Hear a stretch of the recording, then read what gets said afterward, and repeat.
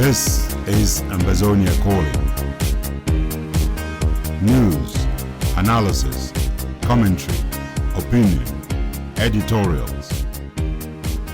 Ambazonia Calling is a co-production of Africa Freedom Network, the Missions Tribune, and Compass Free Press.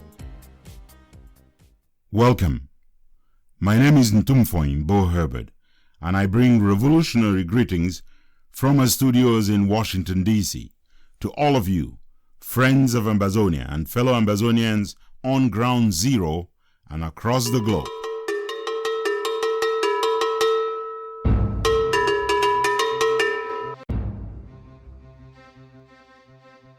While there should be absolutely no doubts and or confusions whether what is transpiring in Ambazonia is genocide, this is MANYU Jurambe. Military in Cameroon and La Republic, their problem is just that immediately they realize that you are from the English-speaking part of the country. You don't deserve being alive. That is their problem. Because they don't like the Anglophone people, the secessionists. That's what they're saying. Anglophone. Yeah. I'm still asking, who is Anglophone in Cameroon? There was serious shooting. Those Amber boys, their own gun was shot. Bah! Bah! Bah! Bah! Then the military on you don't hear. Bah, bah, bah, bah, bah, bah, bah, boom! And as the violence grew, many with more moderate views were radicalized. I don't want Cameroon anymore. I want to fight for a new country. The Biya regime offered sanctuary or safe passage to members of Rwanda Interahamwe, used the term roaches to describe Ambazonians. This is Tanyijut Agwa Ozugen. The top UN official in charge of genocide prevention, Adama Dieng, has shockingly chosen to abdicate his role. Lambert Mom. Riding on the shoulders of slaves, this is the mechanic. Will the Lord put a victory song in my mouth and not deliver Ambazonia? Nay, from Prison Principale Nkonengi Yaoundé, Kasang Wilfred. Nijon Frundi's SDF allegedly capitulated on boycotting the 2020 colonial elections as part of a financial package in which strategic senators and parliamentarians promised to reveal the camps of Ambazonian volunteer forces. I am innocent here. Colonial Yaoundé has never concealed its deep-rooted intent of exerting maximum punishment in the form of blood on Ambazonians seeking freedom. This is MANYU Jurambe. This is Ambazonia Calling, edition number 069, coming to you the 17th day of November, 2019. Oh, freedom, freedom is coming, freedom is coming, freedom is coming, oh yes, I'm free. In this special edition of Ambazonia Calling, we focus on demonstrating that what is unfolding in Ambazonia, in southern Cameroon, at this moment is indeed genocide. To produce this edition, we have gathered the expertise from all around the world. We have everybody on board that you need to have. We have all the experts on this particular edition.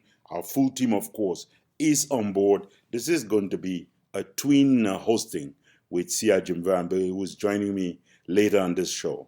We've also got correspondents in this edition from organizations like Genocide Watch, Test Tube, the BBC, Africa Eye, Sky News, Al Jazeera, The Stream, The Washington Post, the International Criminal Court, Cry TV. Everyone and their grandmother is lined up for this show. As for you listeners, you're spoiled today. This is the show that allows you to see through the 8 steps of a genocide what exactly is unfolding in Ambazonia. In the opening part of this show, we will help walk those of you, especially those of you on ground zero, who carry weapons, who fulfill the mission of self-defense. We will walk you through stuff you should not do with respect to war. We will help mobilize our people, the civilian population, without which we will not win this revolution. So stick with us here, relax, enjoy Ambazonia Calling.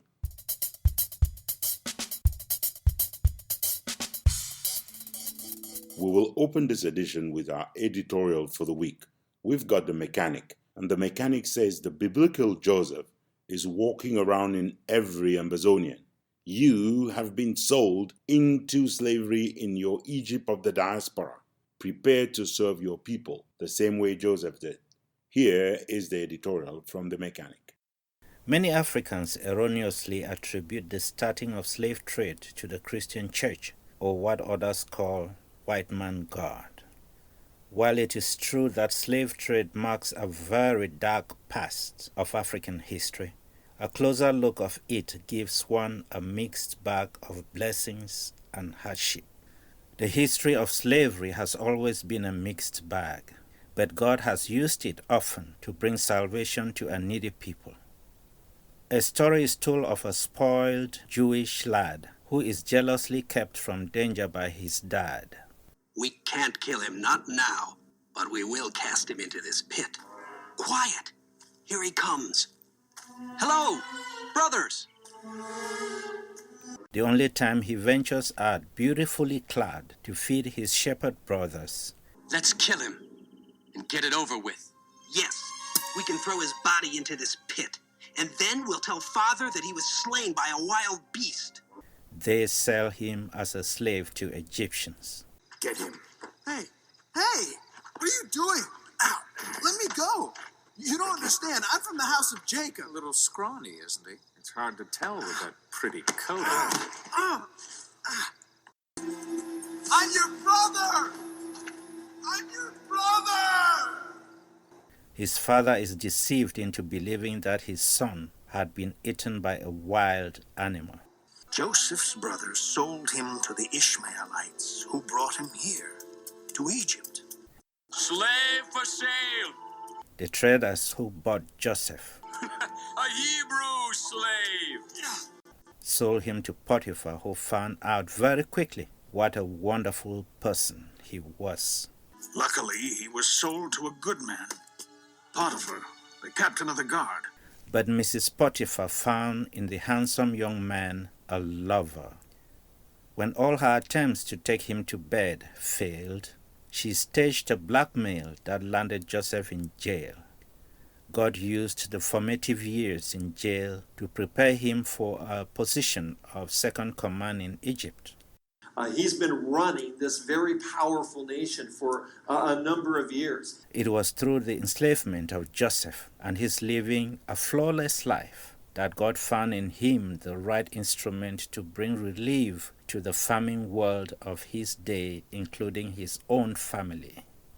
Jacob, his father, is finally told that his hypothetically dead son, Joseph, is actually a governor in Egypt. Life was good when Jacob and his family, 70 in all, moved to Egypt. For hundreds of years, the family lived happy and grew to 3 million and counting by the time they left. The pain of being sold as a slave had soon waned as his faultless lifestyle found sympathy in God's heart. God made Joseph a soul slave from Canaan, a blessing to his family and the world around them. We, like Joseph, could allow God to use our shoulders and let our people ride to freedom. The transformation of slavery into a vehicle of deliverance seems to take the following algebraic equation. Selflessness plus righteousness equals salvation for a people. Joseph himself summarizes it in these few words, speaking to his sellers. You intended to harm me, but God intended it all for good. He brought me to this position so I could save the lives of many people. No, don't be afraid. I will continue to take care of you and your children. Whereas it is easy to blame or outrightly affront the white man for all the ills that confront the African, sometimes looking in the mirror is all it takes to shake off the blinders of hate and see the blessings that are covered underneath. Many Ambazonians in the diaspora are there because of the Yaoundé government's inhumane treatment of southern Cameroonians. This has been the catalyst that has ejected many of us from our homeland to enslave ourselves in someone else's country. We, like Joseph, could allow God to use our shoulders and let our people ride to freedom. Will you?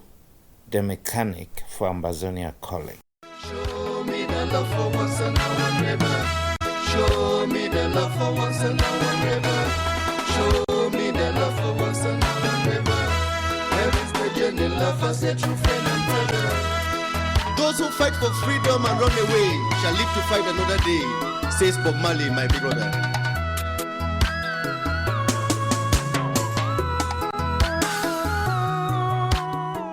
This is one Ambazonian I can swear by. His name is Wilfred Tassang, Deacon Wilfred Tassang. He's sitting in jail. He is deeply involved with this revolution. He's working without end, praying without stopping, and now playing music without halt. Please go out there, look for his music. It's launching this week. Buy it. It's highly recommended. From yours truly.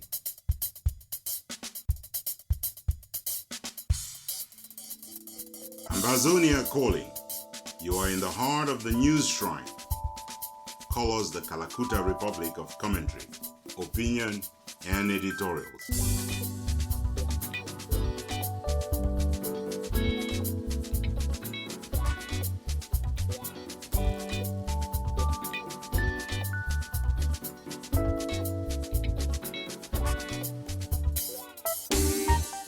To get our listeners quickly to the special edition on genocide, we will not have a news summary this week. We do have hot breaking news, and Innocent Chair has got that for you. The octogenarian leader of colonial Cameroon, Paul Biya, made a landmark confession to the world this week.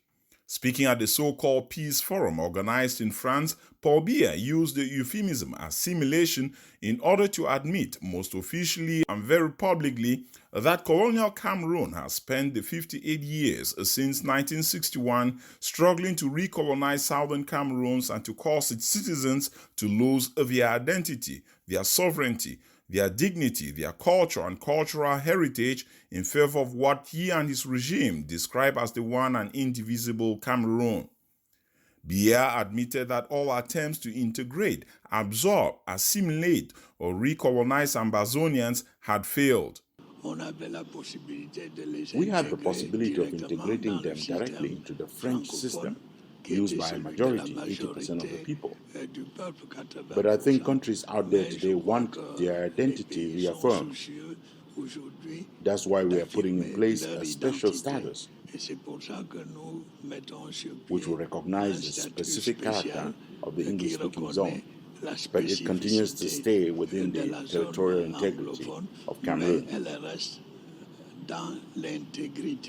In front of the whole world and at a peace forum, the physically drained colonialist, war criminal, and genocidaire from Yaoundé did not find the courage to label Ambazonians as secessionists and terrorists, the dehumanizing name calling he relied on as a pretext to declare war against Ambazonia on 30th November 2017.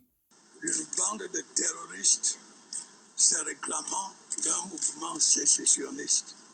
Speaking of war crimes and genocide, a very important report is expected to drop in the coming weeks outlining gross human rights violations, war crimes, and atrocity crimes in the Cameroons.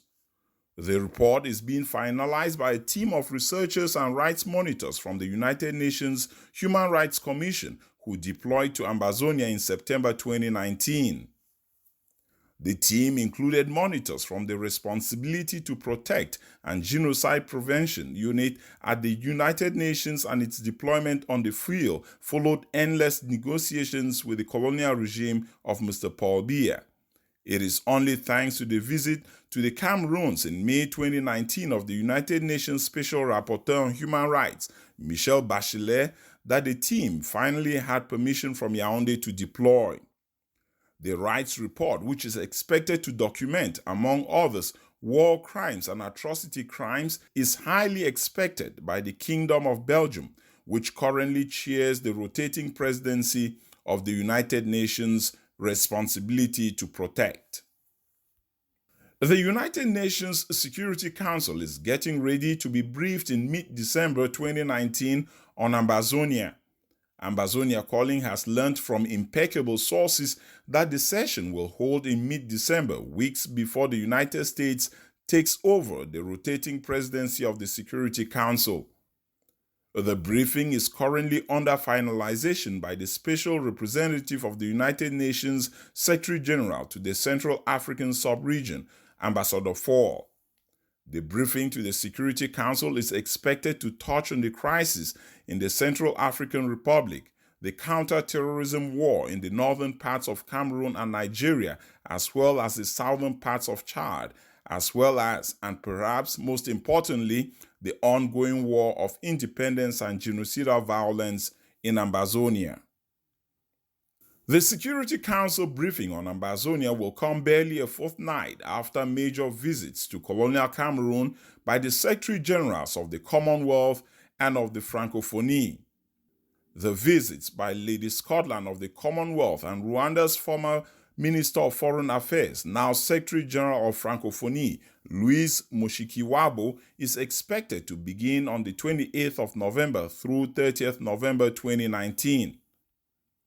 Yaoundé is desperate to use the joint visits by the global organizations for French speakers and English speakers to try to press the fallacy that the two Cameroons can continue as one and indivisible. Ambazonia Calling has learned that media prepping for the trip among pro-regime media outlets in colonial Cameroon are aimed at dragging the Rwanda-born Ms. Mushikiwabo into the debate of whether or not what is unfolding in Ambazonia is a genocide. The criminals in power in Yaoundé are hoping to get the Rwandan national to disagree that it is genocide and to use her statements to clean up the soiled and messed up image of the Biya regime across the globe. As for the Commonwealth Secretary General, there is a sense across La République du Cameroon that she is in their pocket ever since the Golden Statue gift, or was it bribe? Lady Scotland has turned Ambazonians off by her failure to decry the mass slaughter in Ambazonia, her reluctance to uphold any Commonwealth values, and her denial to suspend Cameroon's membership, even though Yaoundé has committed more and worse crimes than did Robert Mugabe before Zimbabwe was suspended from the membership of the Gentleman's Club. You are listening to Ambazonia Calling, your space for educated news analysis, informed opinions and commentary towards the recognition of a free, independent Ambazonia. I am Innocent Chia. Stay with us. Another major step has been taken on the path to a negotiated settlement in the ongoing genocidal violence in the Cameroons. The government of Switzerland has appointed Gunter Bachelet to serve as the lead mediator between La République du Cameroon and Team Ambazonia. The appointment is further proof that the internationally brokered negotiations without preconditions under the auspices of Switzerland continue to build momentum despite efforts by detractors to sabotage it and promises by some among Ambazonian ranks that they will destroy the process. Those banking on the process collapsing even before it has started would be disappointed to learn in the coming weeks of major steps La République will be taking, accompanied and prepared by the mediator to be ready for negotiations with Ambazonia. The next steps in the process should include preparatory sessions for both La République du Cameroon and Team Ambazonia, facilitated in each case by the Swiss-led mediation team now headed by Gunter Bachelet, working with the technical partner of the Swiss government, the Center for Humanitarian Dialogue, HD. Both of these sessions are now expected to begin holding in late November and to stretch through mid-December 2019. It is the expectation of the international community and of the two parties to the negotiations, La République du Cameroon and Team Ambazonia, that a first face-to-face meeting, or what is also known as talks on talks, during which the parties to the talks agree the agenda of the negotiations, the venue, the structuring of the negotiations, and other preliminaries. It is now expected, I was saying, that such a face-to-face will hold either just before the end of the year or early next year, 2020. One thing that continues to be hitting a bad foot is the planned, agreed but later postponed visit to the Cameroons of the Archbishop of Canterbury, Justin Welby, and the former Nigerian head of state, retired General Olusegun Obasanjo. The initial visit was cancelled at the last moment by the colonial regime of Paul Biya without providing a reason for the cancellation and without so much as advance warning to the dignitaries. Ambazonia Calling has since learned that Yaoundé was angered by the alleged use of the G word, the use of genocide, to describe what is unfolding in Ambazonia. Finally, high-level sources are confirming to Ambazonia Calling that the Biya genocidal regime in Yaoundé has partnered with the hierarchy of the Social Democratic Front, the SDF, to penetrate pro-Ambazonian strongholds with the mission of buying over self-defense forces and their leaders to lay down their arms or revealing the geographical coordinates of camps. It is reason behind the capitulation midweek by Ntumfoyn, leader of the erstwhile leading opposition party, from a promise to boycott the 2022 municipal and parliamentary elections. According to pro-Ambazonian senators and parliamentarians within the SDF that talked on condition of anonymity, Ntumfoyn also took the deal as payback for his multiple kidnappings or arrests by Amber boys. For Ambazonia Calling, I am Innocent Chia. What Cameroon has done to us, I want you never to forget. The pain they have brought to bear on this generation, I want you never to forget. Not out of hate, but so that the next generation will remember and make sure they do the things they are supposed to do, never to go through this again. I will continue to play my part to ask the people of Southern Cameroon to take their revolution into their hands and continue the fight to liberate themselves. I'm sorry to say, because of France's policies in Africa, in French Africa, the state of La République du Cameroon do not have any pressure on them to find a way to resolve this issue, because they are always thinking that no matter what happens, France will always be there to give them coverage. When you have leaders of a revolution locked up in a jail, there's bound to be plenty of news coming out of there, even when all of that news is silenced. This week, though, there's a letter from Deacon Tasang, and I'm doing myself the pleasure of reading it to you.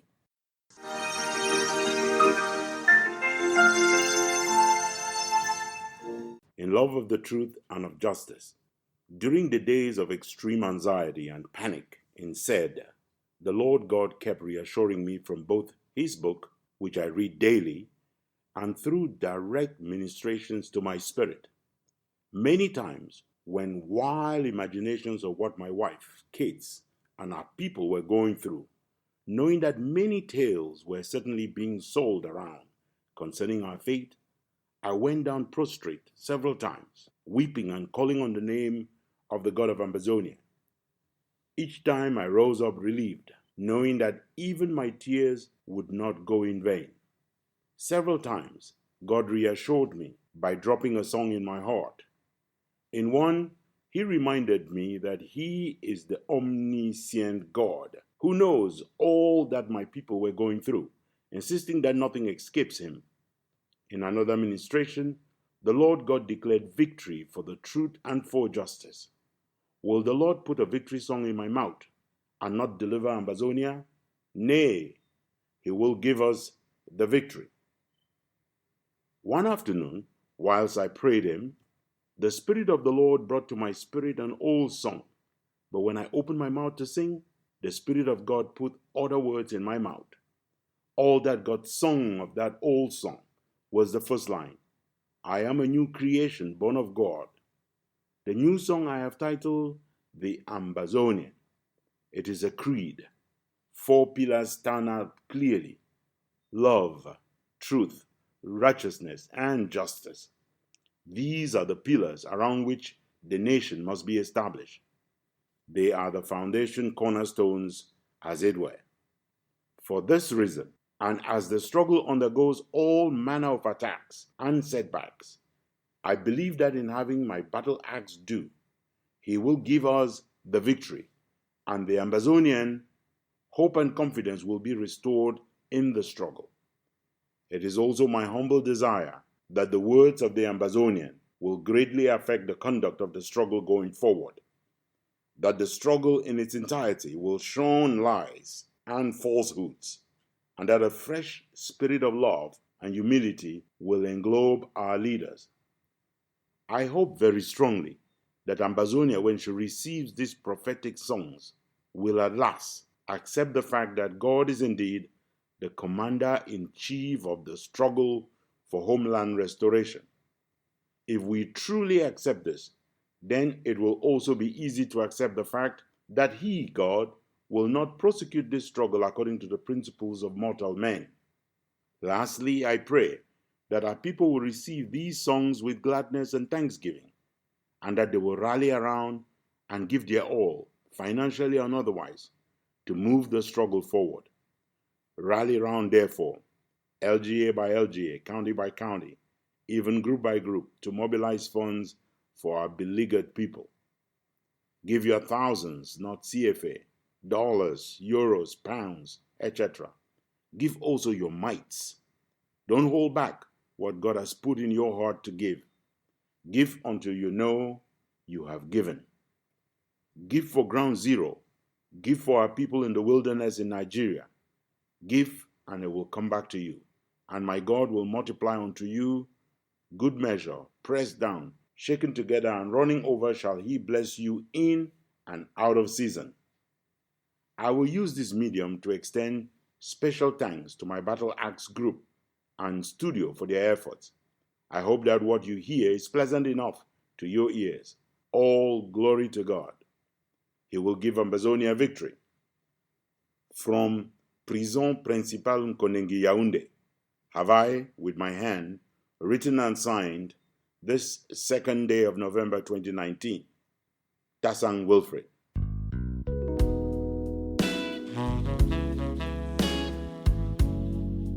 We are not done until you have heard our letter to Joshua. So stay tuned, kick back, relax, and enjoy Ambazonia Calling.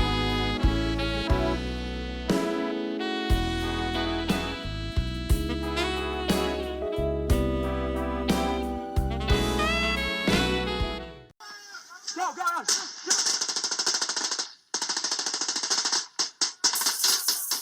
10 wars and 8 active military conflicts are unfolding around the world at this moment.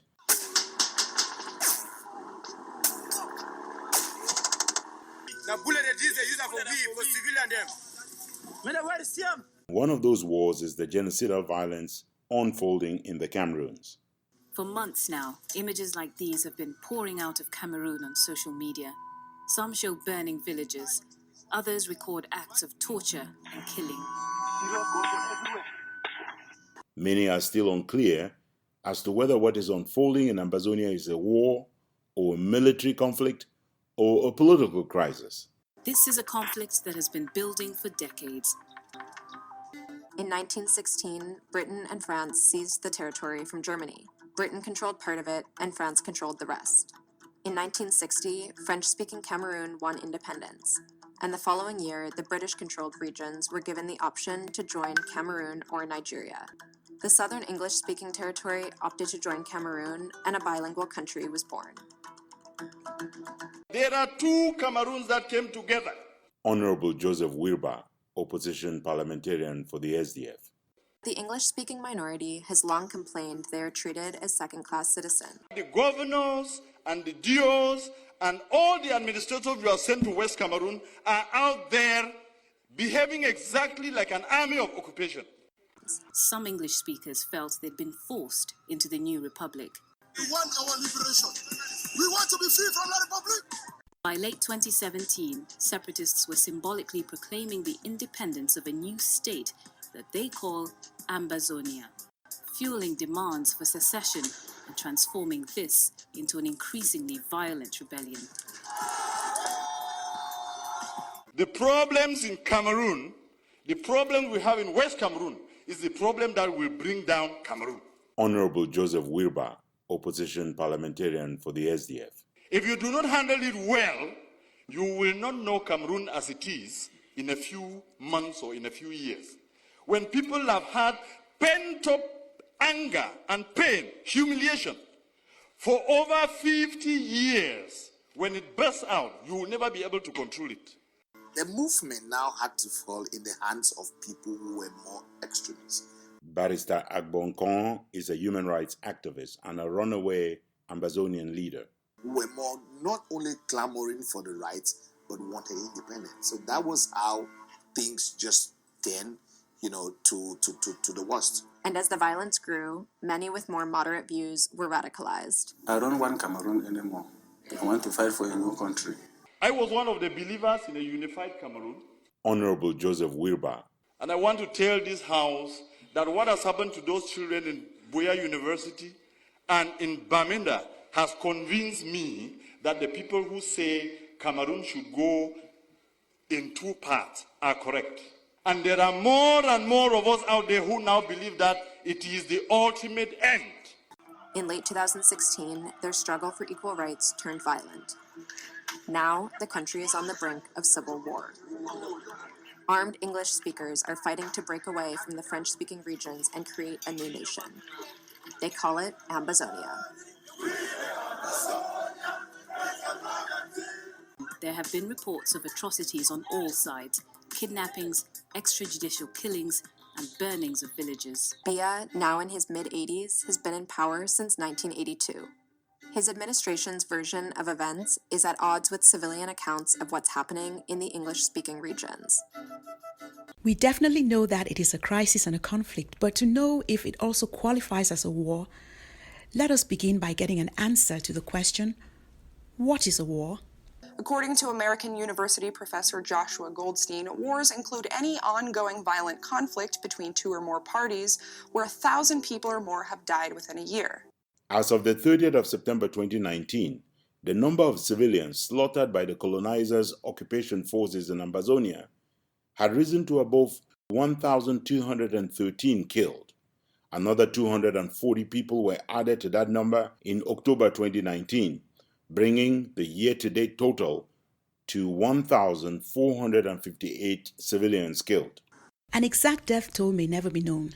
Eyewitnesses say the security forces are working extra hard to cover up their crimes and prevent an accurate death toll from ever being established. We've gained rare access to the Cameroon military. The soldiers are regularly accused of brutality. Any Amba boy. They're trying to quash an often savage armed insurgency. They want independence for the minority English-speaking Anglophone areas, severing ties with the majority French-speaking government. Till you bury the last one. Till the last one is buried.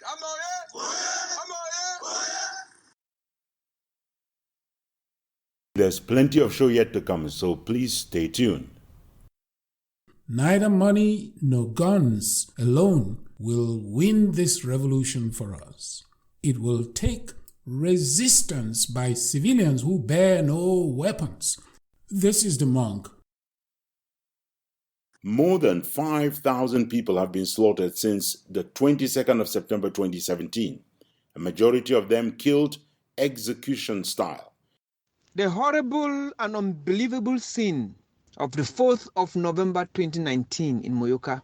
A very badly shaken Fombart speaking to us from London about some of his relatives killed in this violence.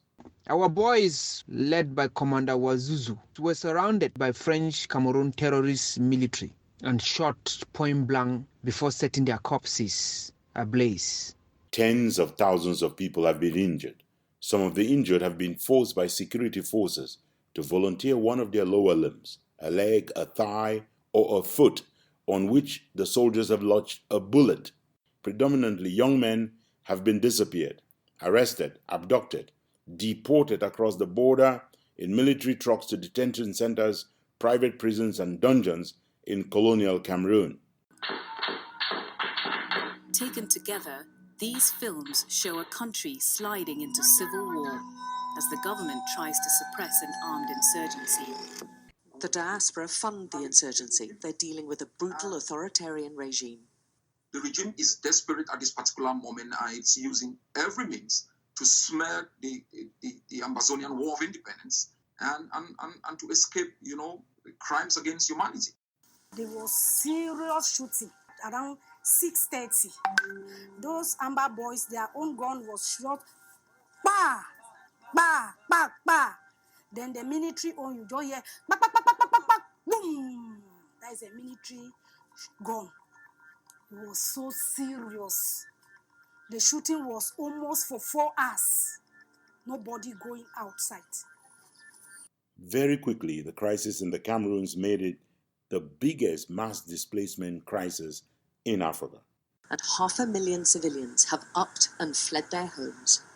Special assassination squads staffed by the elite anti-terror unit known as B have been taken off of the war front in the 3 northern regions where B officers are combating Boko Haram terrorists and deployed in Ambazonia where they have been committing the killings. We were just sitting in the square. Some people were selling, were drinking. So they came and they just surprised people. We were arrested, so they asked us to lie down. We were beaten. They asked us to lie down. As we were lying, the lady complained she can't lie, she is pregnant. That's where she was shot dead. Thousands of young girls and women have been raped. How do you have an army that's supposed to protect children step out there, beat them, and rape some? Honorable Joseph Wirba, opposition parliamentarian for the SDF. My brother's daughter has been raped in Boya. You normalize murder, you normalize rape. Mr. Speaker, I am sorry to tell you that this is part of the resistance. You will hear me to the end. When injustice becomes law, resistance becomes a duty. It is my duty to defend my people. You will not stop me because of lack of time. Or if you want to, you can call your brutal gendarmes to come and kill me here. No victim has been too young or too old to be targeted and or assassinated.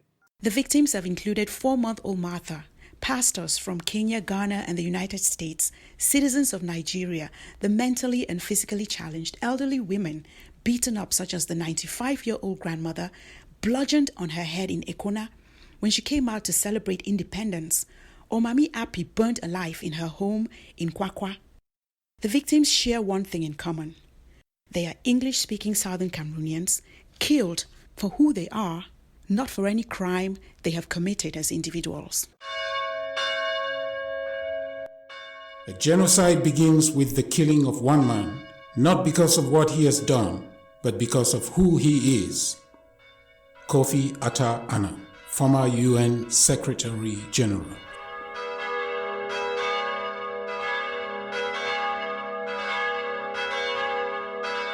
Of the over 1,458 civilians killed since January 2019, more than half of the deaths are not battle-related.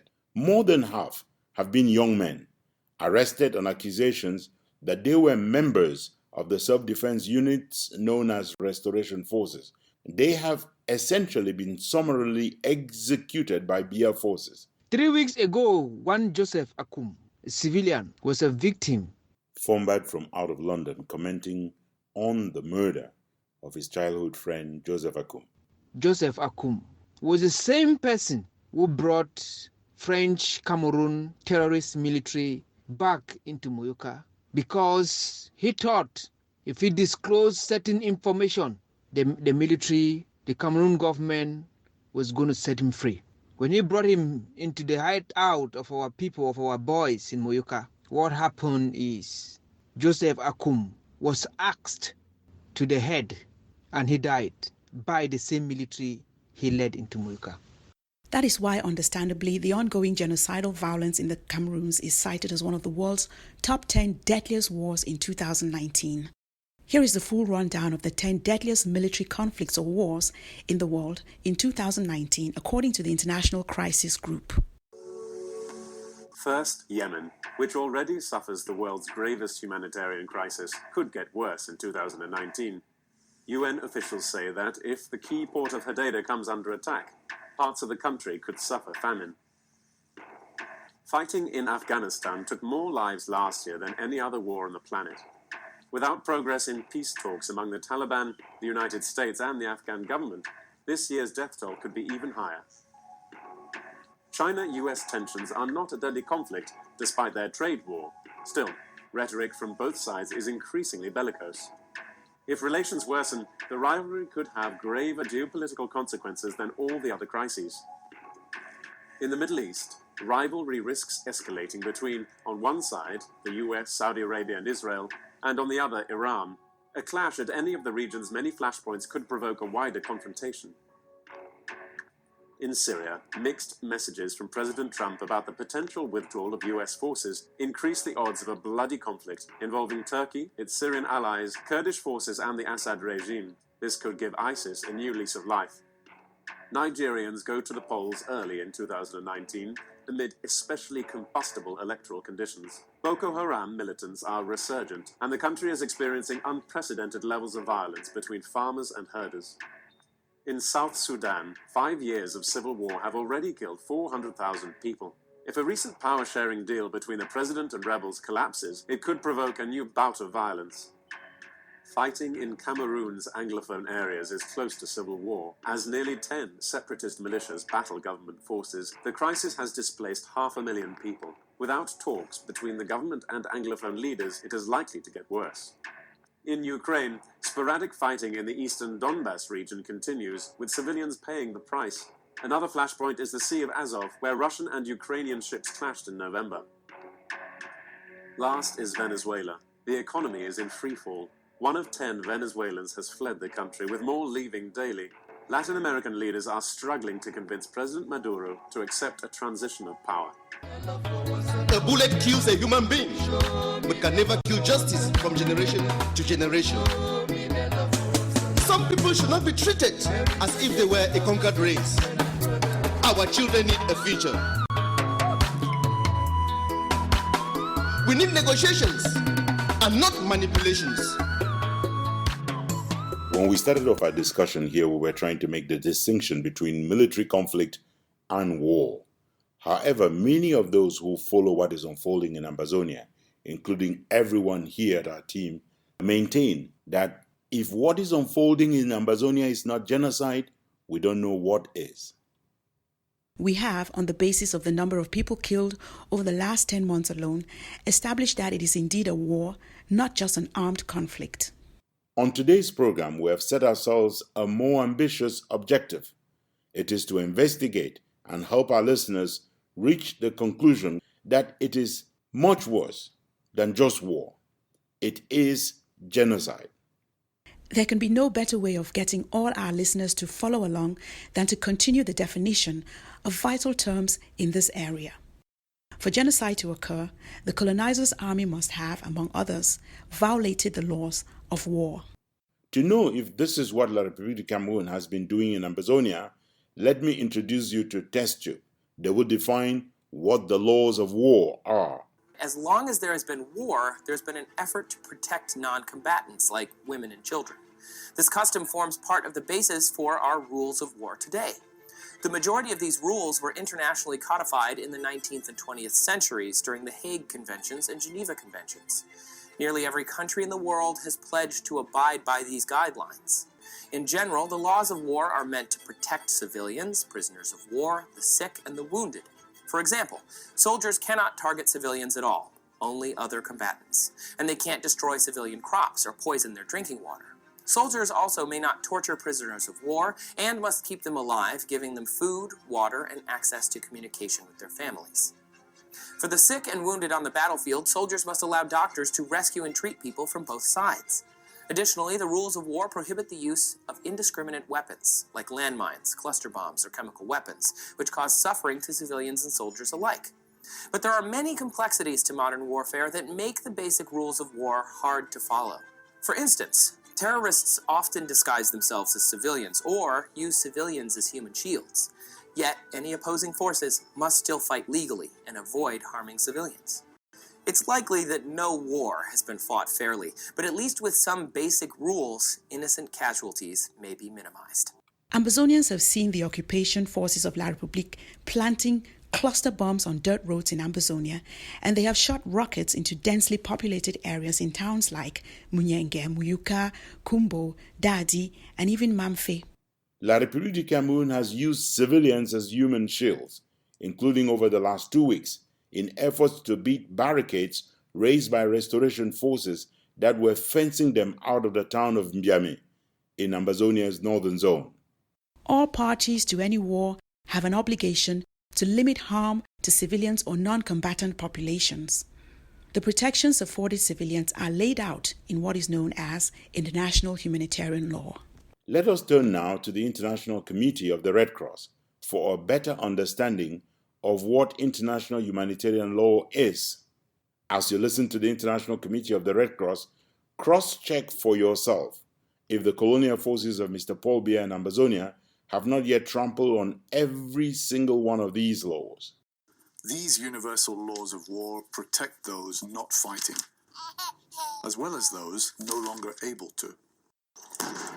It was this humanitarian spirit that led to the first Geneva Convention of 1864 and to the birth of modern international humanitarian law. A distinction must always be made between who or what may be attacked and who or what must be spared and protected. Most importantly, civilians can never be targeted. To do so is a war crime. When they drove into our village, they shouted that they were going to kill everyone. I was so scared. I ran to hide in the bush. I heard my mother screaming. I thought I would never see her again. Every possible care must be taken to avoid harming civilians or destroying things essential for their survival. They have a right to receive the help they need. The laws of war prohibit torture and other ill treatment of detainees, whatever their past. They must be given food and water and allowed to communicate with loved ones. This preserves their dignity and keeps them alive. Medical workers save lives, sometimes in the most dangerous conditions. Medical workers must always be allowed to do their job, and the Red Cross or Red Crescent must not be attacked. The sick or wounded have a right to be cared for, regardless of whose side they are on. International humanitarian law is all about making choices that preserve a minimum of human dignity in times of war, and make sure that living together again is possible once the last bullet has been shot.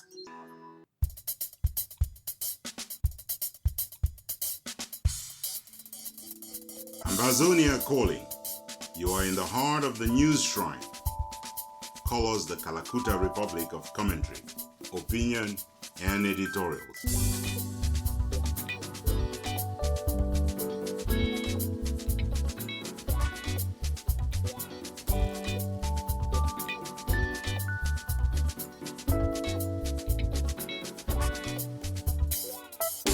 Whenever and wherever parties to a war fight outside of the rules of war and ignore international humanitarian law, they end up committing war crimes and crimes against humanity, which can also constitute genocidal crimes. Here is a test tube. The concept of war crimes is actually somewhat new age. Before World War II, war crimes were often considered part of the whole wartime experience, and only sometimes prosecuted on a national level. After World War I, very few people were convicted of war crimes. But that changed after World War II because of the international scope and the extreme loss of life associated with events like the Jewish Holocaust. Major officials were held more accountable for the atrocities. The first international military tribunals to investigate major war crimes were held in the late 1940s at Nuremberg and Tokyo. As a result of these main trials and other smaller ones, more than 10,000 Nazis and Nazi allies were convicted of war crimes, and over 1,000 were executed. Crimes against peace include planning and waging war. Crimes against humanity include murder, enslavement, and other violence towards civilians. And traditional war crimes include mistreating prisoners of war, destroying property that's not relevant to war, like ISIS destroying historical artifacts, and other violations of wartime laws or customs. It is important to stress on this program, as we have done from the very launch of Ambazonia Calling, that every Ambazonian acting in civilian or military capacity in this restoration of independence war can and will be brought to book if they violate international humanitarian law or commit war crimes and crimes against humanity. Nowadays, anyone, even civilians, may be tried for war crimes. How is a war crime prosecuted? According to Geneva Conventions, which 196 state parties have ratified, member states must seek out and try their accused war criminals, either within a national court, an international court, or a mixed tribunal.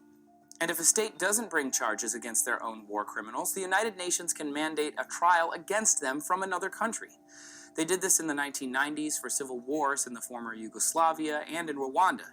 In 1998, the United Nations established a permanent International Criminal Court, or ICC, which takes cases dealing exclusively with genocide, crimes against humanity, and war crimes. Although the ICC is an important judicial affiliate of the United Nations, its ultimate power to enforce court rulings on war crimes is extremely limited.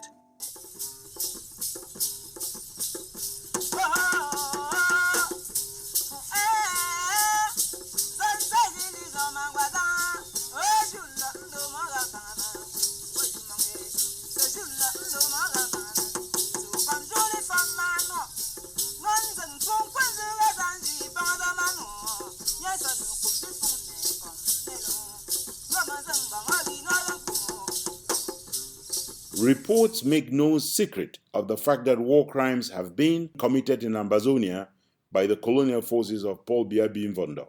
When a large number of people are killed in pursuit of a political goal or something similar, it's considered a crime against humanity. The label also applies in cases of mass slavery, deportation, torture, rape, apartheid, and other crimes. When war crimes and crimes against humanity target a national, linguistic, religious, ethnic, or national group for who they are, not for what they have done, it is said to be genocide. A genocide begins with the killing of one man, not because of what he has done, but because of who he is. Kofi Atta-Annan, former UN Secretary General.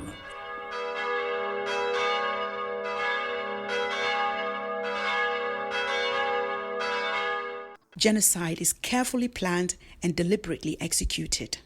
It would be impossible to implement genocide without the active participation of hundreds of thousands, if not millions of people, cheering on, financing, and siding with the regime. Genocide has probably been occurring since the beginning of time. However, it is not until the end of the Second World War that the term was coined, integrated into international law, and adopted as genocide by the United Nations. The General Assembly, by unanimous vote, affirmed that genocide is a crime under international law. The United Nations adopted the convention in 1948 following the Armenian Genocide during World War I and the Holocaust during World War II. In an attempt to ensure genocide never happens again, a Polish-Jewish lawyer named Raphael Lemkin, who lost 49 relatives in the Holocaust, coined the term genocide in 1944 and championed the effort to have genocide recognized as a crime under international law.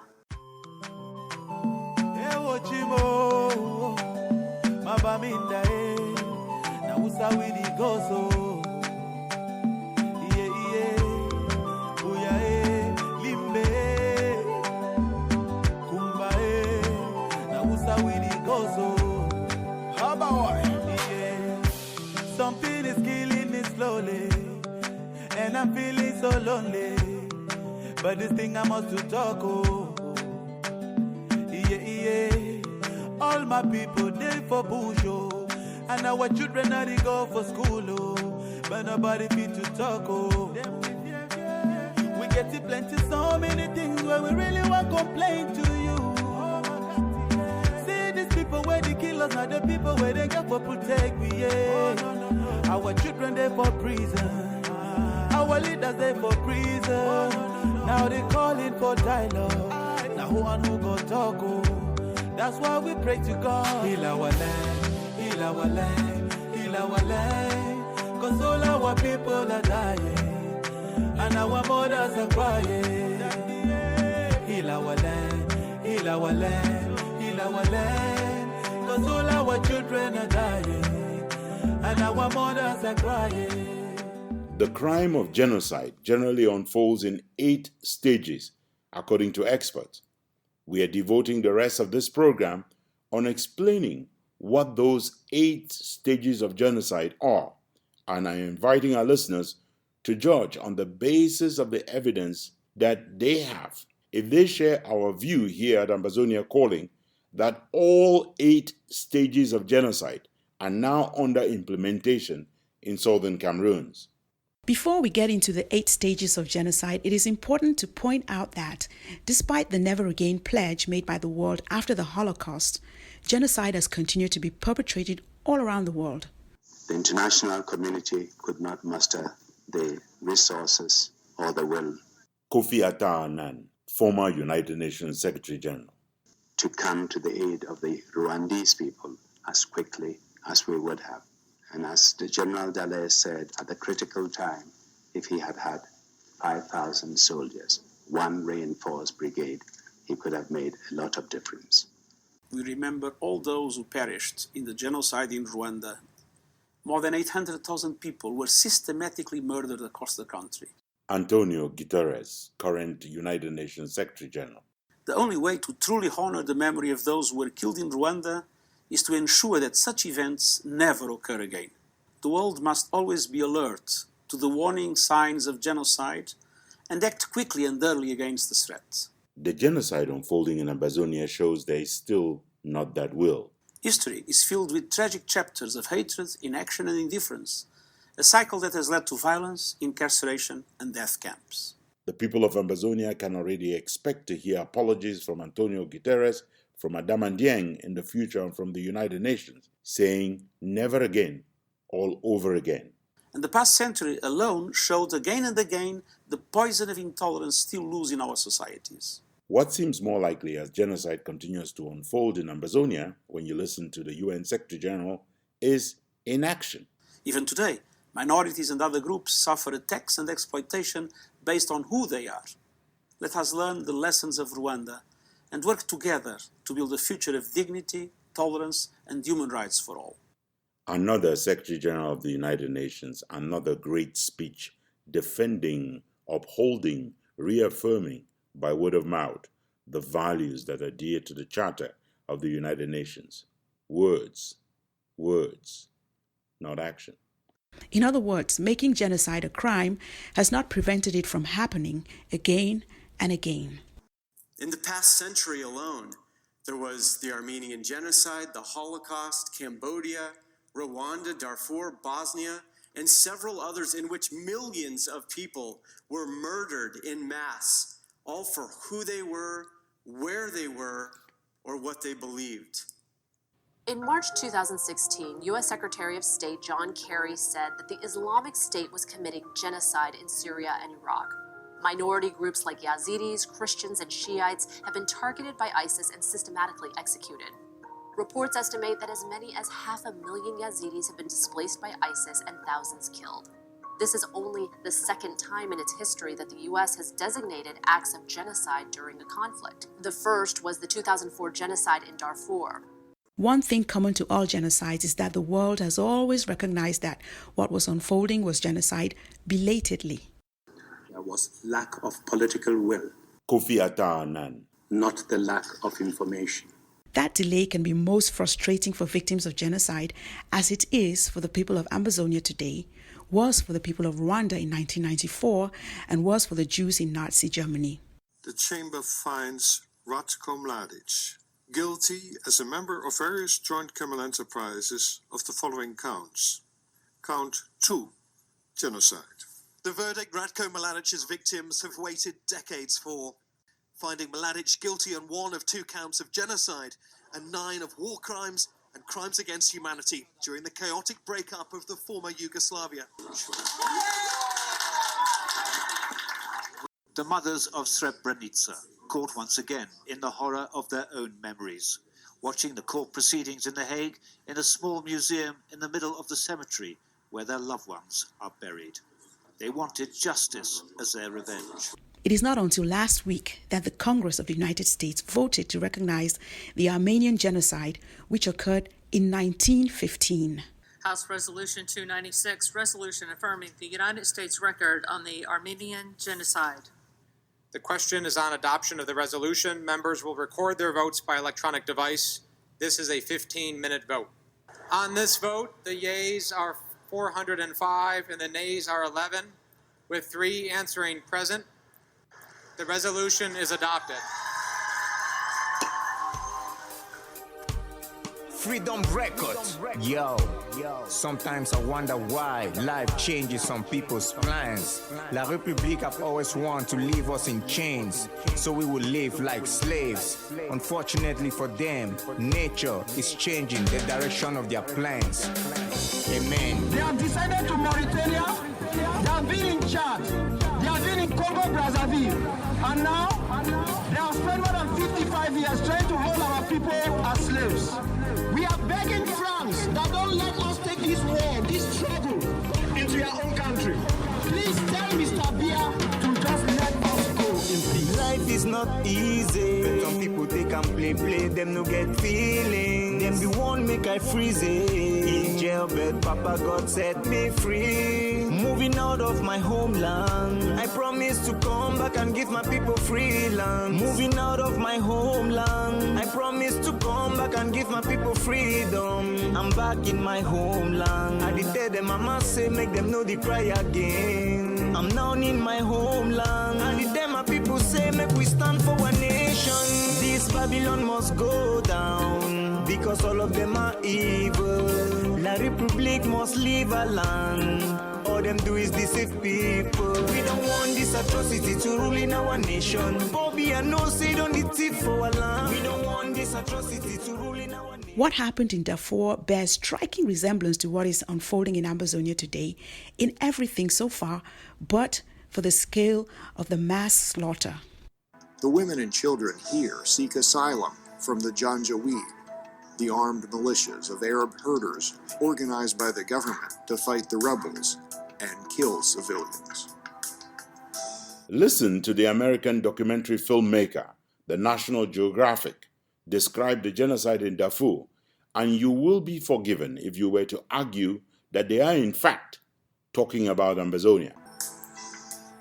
Entire villages have been burned. Hundreds of thousands have died. Beatings, rapes, and mutilations are used as weapons of terror. Around 2 million people, almost a third of Darfur's population, have fled their villages. These refugees have lost everything, but they are the lucky ones. Most still wander the land, unable to go home, their lives still at risk. The genocidal violence unfolding in Ambazonia may not be at the scale of Darfur yet, but at least 50 human rights organizations have called it Rwanda in slow motion. Sir! Sir! We've got trouble at the gate.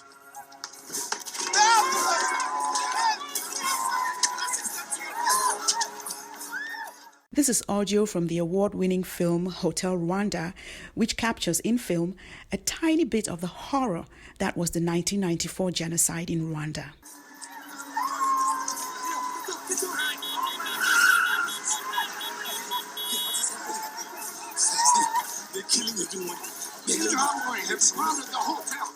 The film shows vastly outnumbered United Nations peacekeepers in the hours immediately following the assassination of the moderate Hutus in the Rwandese government, the lady Prime Minister, and the head of the Supreme Court. I lost 10 Belgian UN soldiers.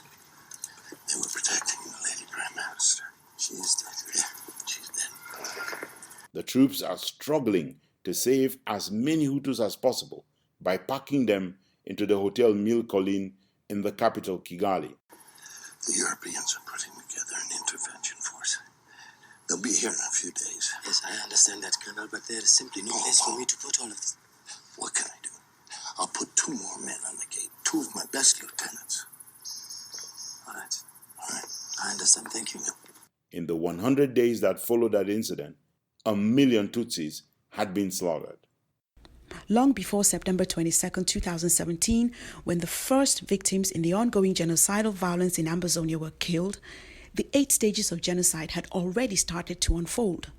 Let me introduce Ambazonia Calling listeners to Gregory Stanton, the president of Genocide Watch. I've studied genocide since about 1980 when I served in Cambodia.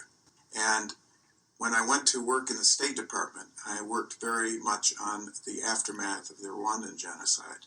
Greg Stanton will introduce each of the 8 stages and our reporting as we devote the rest of this program to highlighting the extent to which each of these stages of genocide is already occurring, has occurred, or is in advanced stage of preparation or implementation in Ambazonia.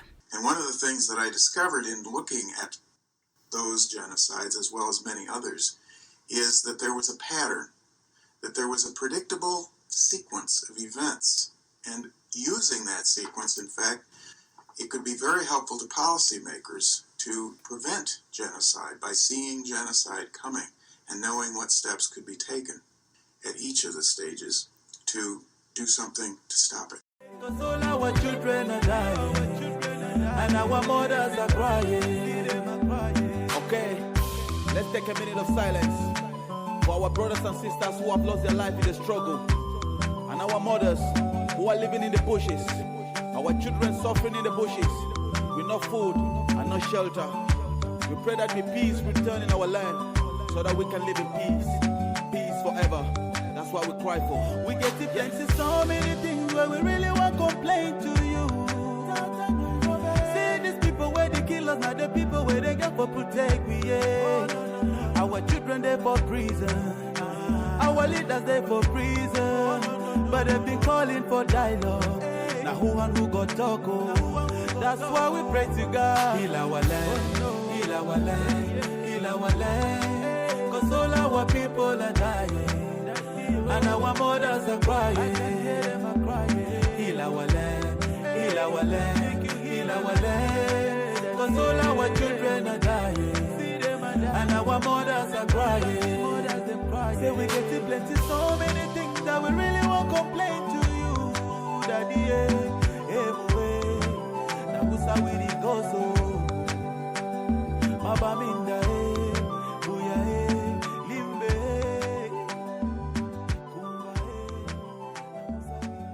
Here to start us off with the first stage of genocide is Barrister Manjong Judambe. The first stage is classification. The first stage classification has long been on the way in the southern Cameroons. Now, of course, all human beings classified. There's always us and there's them. Gregory Stanton, president of Genocide Watch. There's our group and there's the others. And this is not necessarily, of course, a genocidal step, but it's absolutely necessary for genocide. Our people had been classified by Yaounde's colonial government and its agents as Biafrans, Anglophones, the enemies within, Anglophiles, and recently, we've been called terrorists, secessionists, and even worse. Because if we don't have a way to say some people or other are not part of us, then there is no way you can have genocide. The former spokesperson of the present colonial regime, Issa Chiruma, took the classification one step further in 2017 by announcing that certain Cameroonians will be treated exactly the same way Boko Haram terrorists are treated. School dropout and jailbird Paul Atanganji, while serving as security advisor to Octogenarian dictator Paul Biya at the time, refused to be left out of the party. He joined Issa Chiruma in declaring that Ambazonians were, in fact, worse than Boko Haram terrorists and deserved to be treated even more maliciously than members of the terrorist group. So, in fact, the way to counteract genocide at that very early stage, Greg Stanton, Genocide Watch, is to appeal to transcendent identities. That is, we're all Rwandans, or we're all, human, actually, is the most transcendent of all of the identities. With the world and the African Union in particular watching bright-eyed, an entire people have been thus classified and marked for dead men walking. At the start of the genocidal campaign, the colonial regime of Yaounde broadcast radio announcements in which it labeled every civilian across the 16 villages that make up MANYU state in Ambazonia southern zone as terrorists. Their problem, the military in Cameroon, in La Republic, their problem is just that immediately they realize that you are from the English-speaking part of the country. You don't deserve being alive. That is their problem. The regime pledged publicly to commit war crimes at large scale in that radio announcement, threatening villages and villagers in those 16 villages with brutal death and mayhem, should they fail to hit the ultimatum and call for immediate evacuations by the Yaounde colonial government. Inhabitants of these 16 villages had less than 24 hours to flee what would soon become an open war zone. They headed for what the regime called safer grounds, not minding that they never describe and or define what qualifies as safer grounds. Hundreds, if not thousands of Ambazonians were unable and or unlucky to escape within those few hours and ended up being slaughtered by Yaounde's marauding genocidal military in villages and towns such as Dadi, Ewele 1 and 2, Mamfe, Oyumojok, Ekok, Akwaya, and a host of other villages. If this isn't genocide, then any and all reasonable persons must wonder aloud what genocide truly is. A genocide begins with the killing of one man, not because of what he has done, but because of who he is. Kofi Atta-Anna, former UN Secretary General.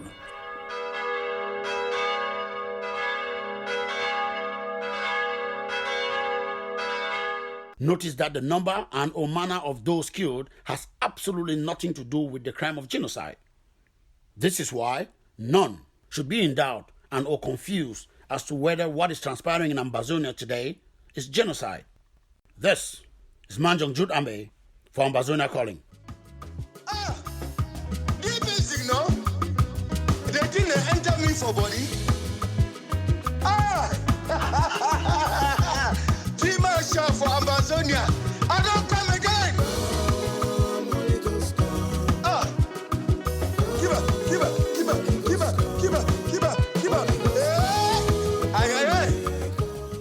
Please don't go anywhere. We will be right back with Ambazonia Calling. This is a lesson that every Ambazonian should know by heart from real politics. The world won't roll over just to please the heart to satisfy in the ranks of our people. Those who choose to be spoilers will be free to do as they please. I recognize the fact that even those I consider to be egoistic or to be selfish, I recognize the fact that the intent is good. People simply think I have the best route to Boya, I have the shortest way, the easiest way. I recognize all that. The search for a completely neutral country will never be successful because there is no such thing as a perfectly neutral country to serve as mediator. The second stage of genocide, according to Genocide Watch, is symbolization. Divine Anje is here to explain to us exactly what that means. The second stage is symbolization, where we have words or symbols that express those classifications. Gregory Stanton, president of Genocide Watch. When you see people's religion or there are other types of distinguishing identity that can be used for persecution on their identity cards, you oppose that. You try to get that taken off the identity cards. In Rwanda, I, in fact, told the president directly in 1988 that they needed to take those ethnic identities off of the identity cards in Rwanda. Unfortunately, I wasn't speaking to the right man because actually the president favored genocide at that time in Rwanda. The common symbol by which Southern Cameroonians can be identified and by which they qualified as enemies within and by that token deserving of death by mass slaughter is their common heritage of English as the lingua franca, or the mere accident of being born on the western banks of the Mungo and the Matazim rivers. They don't like the Anglophone people, the secessionists. That's what they're saying. Anglophone? Yeah. I'm still asking, who is Anglophone in Cameroon? It is this level of symbolization that has denied Ambazonians privileges and rights that are granted to other supposedly more deserving members of the society. That kind of symbolization is a precursor for genocidal activity. Greg Stanton, Genocide Watch. We call people Jews or Germans or Tutsis or Hutus. Sometimes we even put physical symbols on people. Of course, the most well-known of those was the Nazi Yellow Star. It is thus that it was possible for members of the ruling CPDM to celebrate the independence of Southern Cameroons during events organized in Douala and in Yaoundé on the 1st of October 2018, whereas Ambazonians just 1 year before had not only been denied the same right, but had seen government troops commit war crimes by targeting firing on and slaughtering hundreds of civilians from helicopter gunships. Many feel that French speakers have consolidated power, excluding English speakers from government and cutting them off from economic development. Whereas French-speaking teachers who organized a strike and marched in the streets of Yaoundé could be allowed to peacefully show their disgruntlement, teachers from Ambazonia were targeted in streets, rounded up, shot at, and killed. Activists were arrested and several protesters were shot by security forces. We went to court today. They refused us to enter the court. There was no violence. They were just, I think the people also had enough with the system. Lawyers from French-speaking side, like teachers, were invited into the halls of power to hold discussions with the colonial powers that be, whereas Ambazonian lawyers face humiliation, arrest, deportation, and jail time.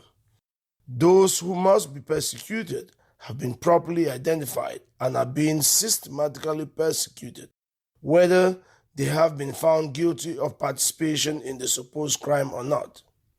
This is Divine Angie for Ambazonia Calling. Ambazonia Calling will be right back after these messages.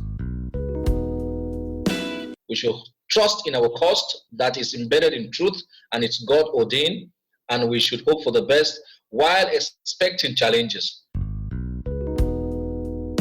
Our job is to ensure that the negotiations work for what we seek, and that our leaders and negotiating team do not sign onto any deal that falls short of outright independence for our homeland. In other words, our destiny is in our hands, not in the hands of the mediator. Where is the war in southern Cameroon? Is the war at La République? No. So who has crossed borders? La République du Cameroon. They need to ask La République du Cameroon to cease fire, because who also drew first blood? La République du Cameroon. So you can ask someone defending to stop violence. The job of Ambazonians today is to make the Swiss-led process be the equivalent of the Comprehensive Peace Agreement, whose implementation by the United Nations culminated in the independence of South Sudan in July 2011. A third stage of genocide involves dehumanizing the victims. Tanyi Jude Agwa Ozugen is here to tell us the extent to which dehumanization is ongoing in Ambazonia. Long before Ambazonians poured massively into streets across the homeland to celebrate independence restored on 22nd September and 1st October 2017, the genocidaires in Yaoundé had long embarked on the process of dehumanizing them. And this is the stage where really the genocidal downward spiral begins, because all people classify and symbolize. Gregory Stanton, president of Genocide Watch. But the third stage is dehumanization. It's where we begin to treat one group as somehow less than human. This ideology of hatred, of extremism, of fanatism was being disseminated throughout the country. Adamandieng, 19 September 2018. When people are being named after animals' name, like was the case in Rwanda, when the Tutsis were named Kankrala, cockroaches. That means that is the beginning of the dehumanization. And that means you can kill without any remorse. These are not human beings. Equating the group that is targeted as being a cancer or microbes in the system. When you hear that kind of language, you know you have a very serious dehumanization problem in that society. The colonizer downgraded an entire people to the rank of dogs, rats, roaches, enemies within, les anglophones, les bamenda. The last term les bamenda used to describe a domestic slave. The way that that is often expressed is using animal language, for instance, calling people vermin or cockroaches, as they called the Tutsis in Rwanda. The Biya regime did not only offer sanctuary or safe passage to members of Rwanda's Interahamwe, but it also went to and graduated from the school of these monsters. Despite knowing the harm done by the dehumanization of Tutsi in Rwanda, the Biya regime has not hesitated to call Ambazonians dogs and roaches. The colonial governor of the southern zone, Okala Bilai, took great pleasure in this dehumanization exercise. He was not alone in learning the lessons from Rwanda's Radio Mail Calling. Il y a à peine quelques minutes, je viens d'apprendre que 4 Ingotaniens ont échappé à la vigilance de nos milices. Et c'est une information qui vient de nous être donnée par le jeune domestique de chez Sinchoboye Bernard, qui est toujours en ligne. Audio from this radio, which promoted genocide, continues to haunt the conscience of the world. Oui, c'est la RTDM qui vous parle. Radio sympa. La voix du peuple. Vous avez aussi entendu dire comment ils ont jeté à l'eau des mères, qui portaient leurs bébés sur le dos, qui les ont jetés dans le lac Morasi, mais qu'à l'heure actuelle, leur corps flotte sur l'eau, mais qu'il en est totalement couvert. Et pas seulement dans le lac Morasi, mais tous les fleuves et tous les lacs sont chargés de cadavres, jusque dans le lac Victoria, jusqu'au Nil. In colonial Cameroon, pro-regime media outlets and journalists like Ernest Obama of Vision 4 Television went down the same route. Ernest Obama passe de cadre à simple employé de la chaîne basée à Yaoundé. He appealed to the regime to apply pesticides, arguing that Ambazonians were no better than pests.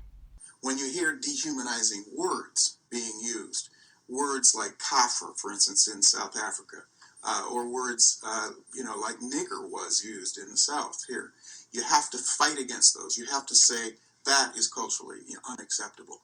In his most inspiring speech from the floor of Parliament in colonial Cameroon, Honorable Joseph Wiba recalled how cabinet ministers like Famen Ndongo boasted about the regime enjoying immunity and total impunity.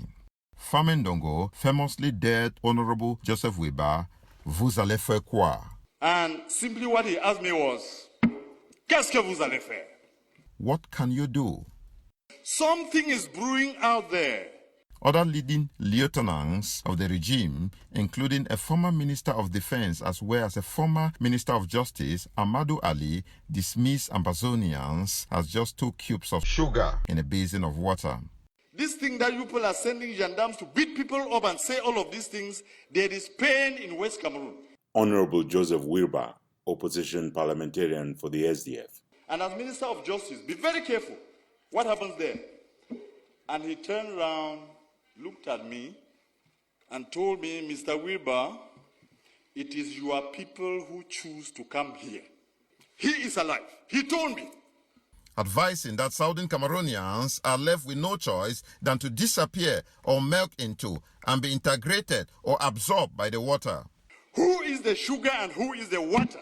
I'm asking the government bench of Cameroon. Who is? Honorable Joseph Wirba, opposition parliamentarian for the SDF. The people of West Cameroon cannot be your slaves. The people of West Cameroon are not. You did not conquer them in war. The policy articulated by Amadou Ali is official policy adopted long before 1961 and masterminded by the French, according to official declassified documents from the French embassy in La République. Just this week, on a television set with Sudanese millionaire Mo Ibrahim, Paul Biya, beside poo-pooing all over himself when it comes to understanding anything in an official language of his country, reaffirmed it is official policy of colonial Cameroon to disappear the people of Ambazonia into the people of La République. This is the same Paul Biya who labeled Anglophones as terrorists and was quick to choose war over dialogue and sustainable peace. Je pense que les choses sont désormais parfaitement. This is clear for everyone to see that Cameroon is the target of recurrent attacks by gangs of terrorists claiming to pursue secession.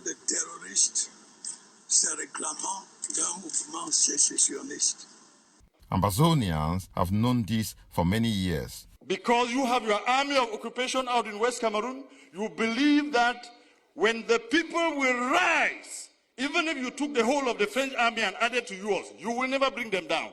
Not only that French Cameroon wanted to disappear them, but also that this effort took the form of recolonization. We, the people of West Cameroon, will resist you, and if you want to take that territory by force, you will kill to the last man before you take it. The duty of all Ambazonians in the face of not only the unfolding genocide, but also the recolonization project. When injustice becomes law, resistance becomes a duty. The people of West Cameroon have a duty to resist your oppression. Resist to the last man standing. This is Tani Jude Agua Ozugen for Ambazonia Calling.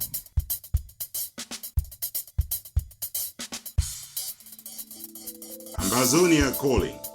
You are in the heart of the news shrine.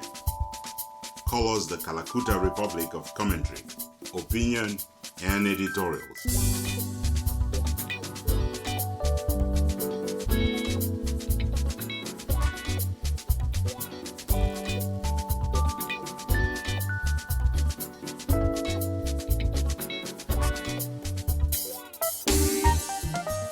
In that last report by Tanya Judagwa Ozugen, two references were made, one by Cry TV, going back to the declaration of war by Mr. Biya on the 30th of November 2017, and the other reference was made by Tanya Judagwa Ozugen himself when he mentioned Mr. Biya getting on that TV set with Mo Ibrahim at the Peace Forum.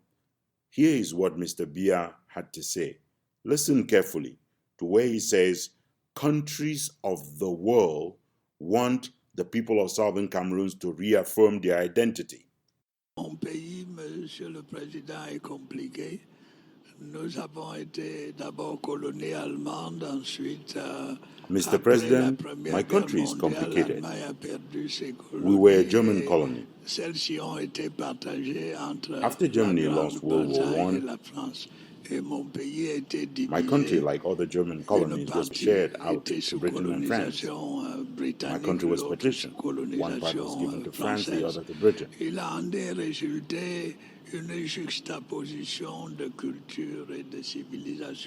This engendered the current juxtapositions of cultures and civilization. This has made things quite delicate. Well, we've done everything to create a linguistic balance between English and French. But mentalities and the education and judicial systems are different.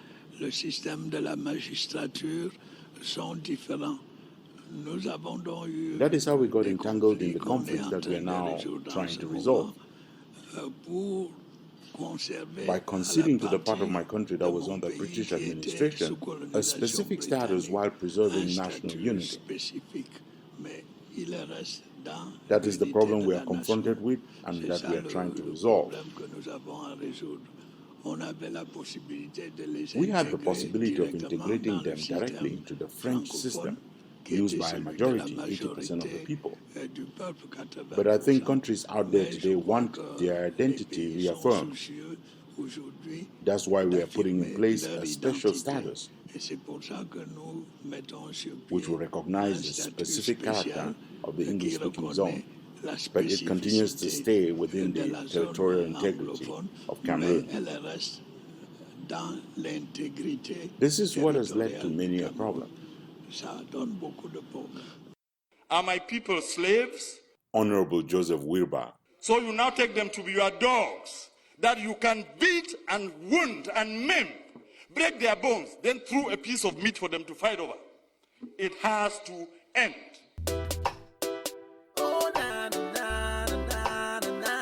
The cracks. Rastaman love me. Everybody love me. Ambazonia's freedom, Africa's liberation.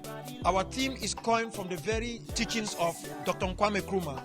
Independence of Ghana is not complete until Africa is totally liberated. If Ambazonia's freedom is not achieved, then Africa cannot talk of its liberation. So we have come to Ghana to start a new dynamism in the continent of Africa. We will return with Ambazonia Calling just after these messages. Do not go anywhere. Ambazonia will be developed not by those our parents call the long crayons, not those empty big book people who call themselves elites, but by the army of hard-working citizens willing to roll up their sleeves and get dirty. The foreign and local NGOs and journalists suddenly crusading for schools' resumption are not doing so out of altruism and would be hard put to deny the charge of hypocrisy and self-interest. Committing genocide takes organization. It is also the fourth stage of genocide. That paper will be delivered by Barrister Manjong Judambe. The colonial regime of Paul Biya has not made much of a secret of its intention to organize itself to deliver the bloodiest of outcomes in Ambazonia. The fourth stage of genocide, because genocide is always a group crime, is organization. In the days immediately following the celebration of independence on September 22, 2017, the regime confessed on many radio and television outings that they were caught unaware the first time Ambazonians came out to celebrate their independence. They had fellows like Ering Tang in military fatigue rolled out videos on social media outlets, letting Ambazonians know that the level of organization by the genocidaire was such that Yaoundé was going to deliver the most blood. Ering Tang joined the then regime spokesperson Isha Chiruma in delivering the chilling message that the regime planned and would execute mass slaughter of civilians should they dare to celebrate the restoration of Ambazonia's independence. True to their form, the better organized killer squads did, in fact, materialize on 1st October 2017. How is it happening for our life? They want to kill we. They want to kill we. They ensured that so many hundred Ambazonians were slaughtered in cold blood, simply because they came out en masse to celebrate the restoration of their independence. This is the village of Kukembomo in Cameroon being burnt to the ground. Amateur footage also captured an attack on the village of Munyenge.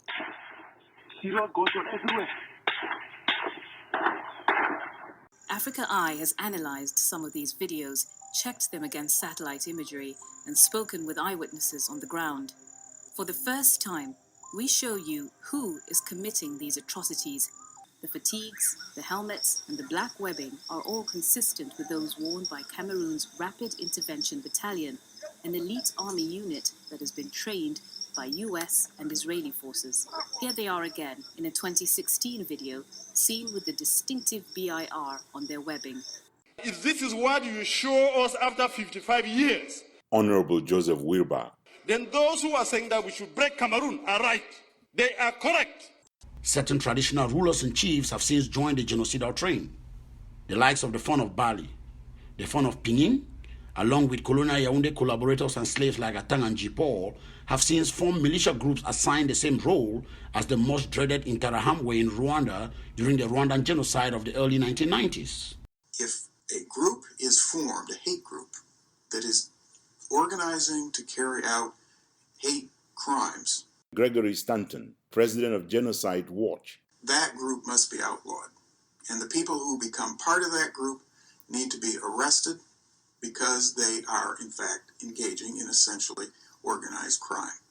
That was the way the SS was treated at Nuremberg. It was the way the Interahamwe should have been treated in Rwanda. Evidence of the atrocities and genocidal violence in Ambazonia is plentiful to the extent that even the blind can see and attest to them. This is Manjong Judambe for Ambazonia Calling. In other place.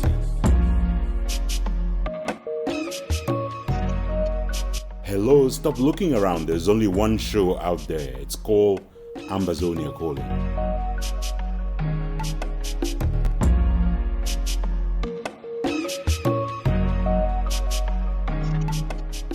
You are listening to this special edition of Ambazonia Calling, focused on genocide in Ambazonia. We have plenty of show yet to come, so don't go anywhere. We will be right back. Our youth demo, they can't finish. Our boys demo, they don't finish. From Manfred to Boya, from Bamenda to Southwest, no shade every day, oh, killing every day. People they die every day, like say they been a chicken. My people lay, prayer is the key. Oh, may we pray, oh. Make we pray, oh, make we pray, make we pray, oh, make we pray, make we pray. Ramagade, legede, oh, Ramosagala, Rosagade, make we pray, Mika Brazandala, Jesus, make we pray. Generating enough hatred and deepening divisions amongst groups with the intent of victimizing the group earmarked for genocide introduces the polarization needed to successfully implement genocide. Here is the monk from Ibalikumato, Vetzekov himself.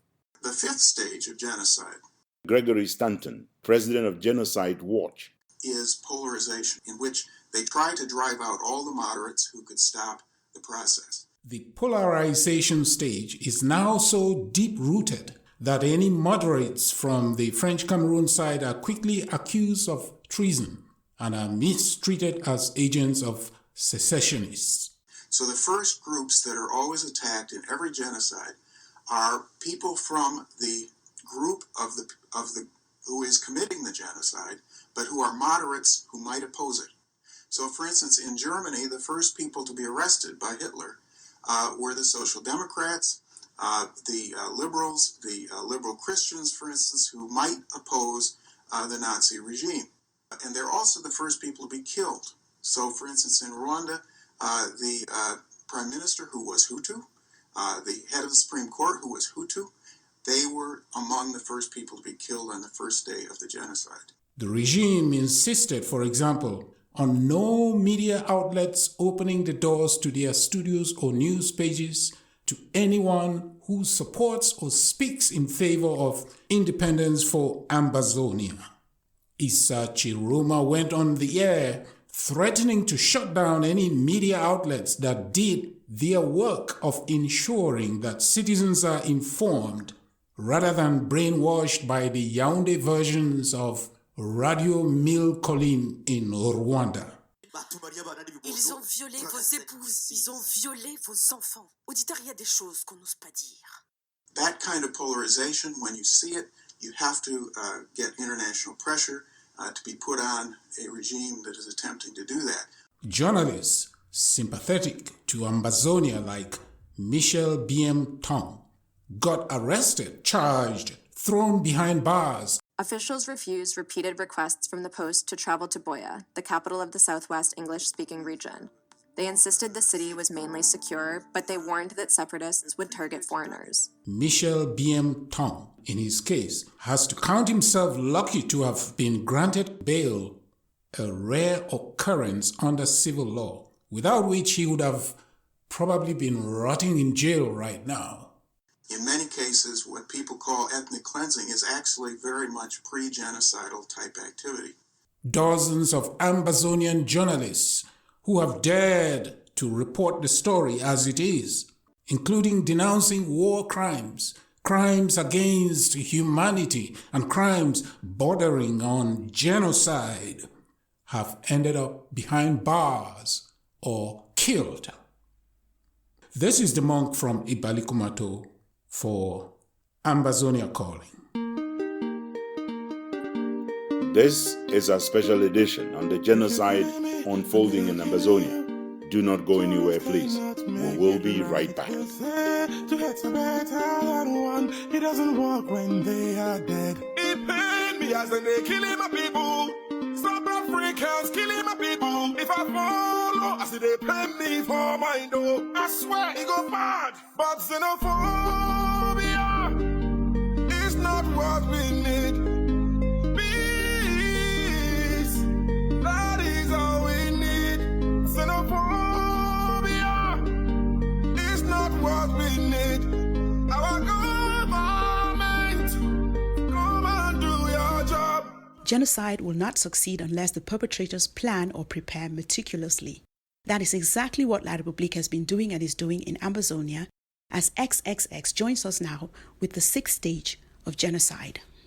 In advance of being fully prepared on their end to begin the extermination of Ambazonians, the colonial regime ensured that they raided as many homes, villages, and towns across southern Cameroon as possible to disarm farmers of even basic farm tools like machetes, axes, spears, hunting guns, among others.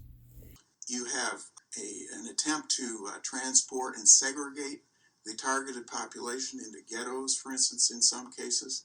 Gregory Stanton, president of Genocide Watch. You mark the houses of people who are targeted.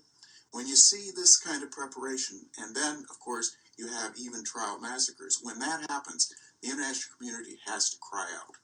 Over the last 4 weeks, and in line with stepping this up to the next level, the regime has been arming special vigilante groups with motorbikes and guns. Access to the English-speaking areas is increasingly limited, with military checkpoints established between the regions. It has been planting soldiers in Mufti, going undercover pretending to be members of the pro-independence groups, before turning on real groups and executing their members. The regime has hired and has deployed waves of female soldiers acting as prostitutes, some of them infected with the HIV virus, to target and help eliminate pro-independence fighters. It is the stage at which people are armed, at which the militias form and are trained to carry out the genocide. Satellite images show widespread burning of towns and villages. There have been instances of security forces committing sexual violence and rape. The colonizers in Yaoundé have been in an advanced stage of preparation for some time already. 3 days before the scheduled proclamation of the restoration of independence on 1st October 2017, several media outlets linked Cameroon's defense minister, Joseph Petit Assomo, and the minister in charge of the police and national security, Mbagangulu, along with the likes of Laurent Esso, Minister of Justice, and Paul Atanganji, a security advisor to Paul Biya at the time, and now Territorial Administration Minister, to orders from Paul Biya, calling for blind repression.